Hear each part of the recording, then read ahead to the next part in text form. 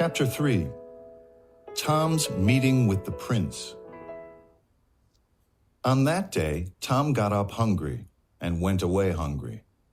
His thoughts were full of his night's dreams, his usual dreams about palaces, kings, and princes. He went along the streets, but he did not see where he was going. He took one turning, then a second one, and then he walked straight on and on. By and by, he came to the square in the center of the city. There he saw Westminster, the king's palace. He had always wished to see a king's palace. Here was the king's palace. Could he hope to see a prince now? A real prince? At each side of the gates stood a guard. There were many men, women, and children standing around the square. They hoped to see the Prince of Wales or some other member of the royal family. Poor little Tom in his rags came up to the gates. Suddenly, he saw a good-looking boy through the bars of the gates. He was beautifully dressed. On his head, he had a bright red cap. Oh, he was a prince, a living prince, a real prince. Before Tom knew what he was going to do, he put his face against the bars of the gates to have a better look at the prince. The next moment, one of the soldiers gave him a blow and pushed him away from the gates. Tom fell down. The soldier said, "Get out of here, you young beggar." The crowd that stood near the gates laughed. But the young prince jumped at the gates. His face and eyes were angry. He cried out, "How can you do that to the poor lad? Open the gates and let him in." The crowd shouted then, "Long live the Prince of Wales!" The soldier opened the gates, and Tom, in his dirty rags, passed in. Edward Tudor said, "Poor lad, you look tired and hungry. Come with me." The prince took Tom to a rich apartment in the palace. He called this room his cabinet. He ordered one of his servants to bring Tom something to eat. For the first time in his life, Tom saw and ate such food. Then the prince sat nearby and asked questions while Tom ate. "What is your name, lad?" "Tom Canty, sir." "Where do you live, Tom Canty?" "I live in the city, sir, in Awful Court." "Awful Court? I have never heard about this place. Have you parents?" "Yes, sir, I have parents. I also have a grandmother and twin sisters, Nan and Bet. I don't love my grandmother. I can't forget her beatings." A terrible angry look came into the prince's eyes, and he cried out, "What? Beatings?" "Yes, sir. She beats me very often." "How can she beat you? You are so small and so thin. I shall order to throw her into prison for that. Are your parents good to you?" "My father is not, sir, but my mother is very good to me, and my twin sisters are like her."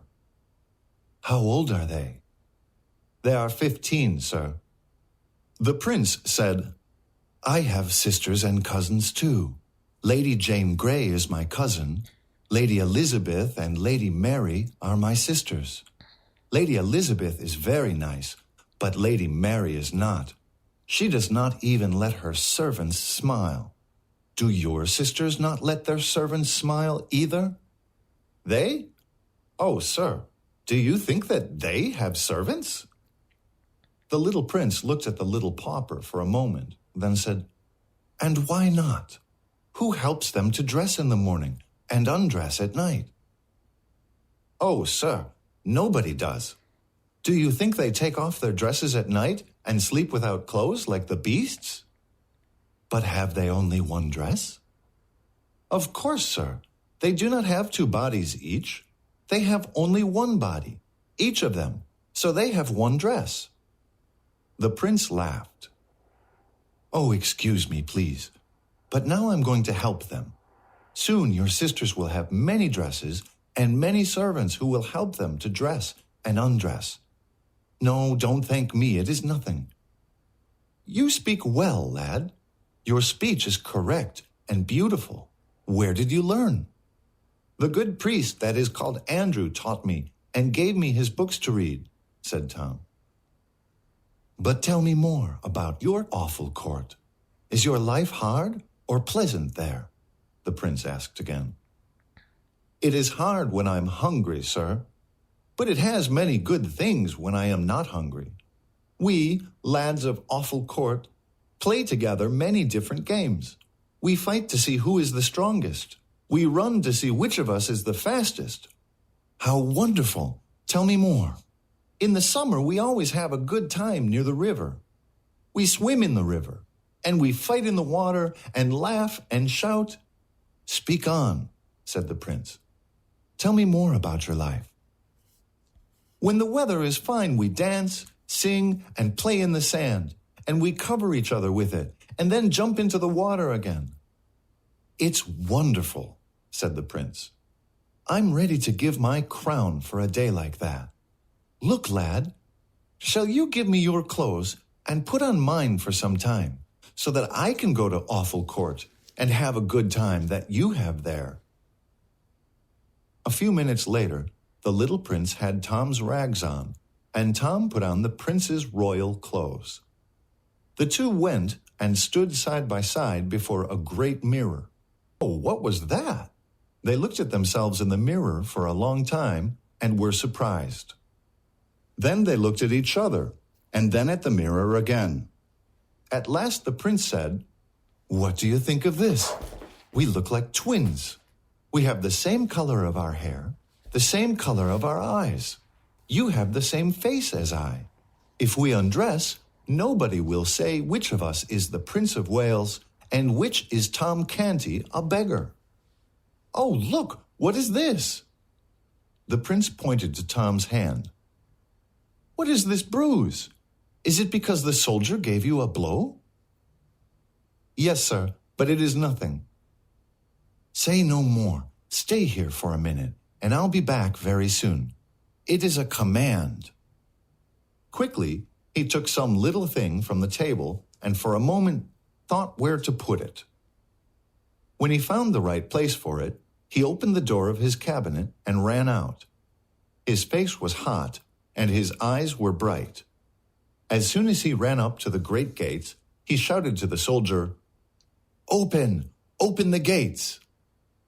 The soldier, who took him for Tom, did it very quickly and gave the prince such a hard blow that Edward fell onto the ground. Take that, you beggar, shouted the soldier.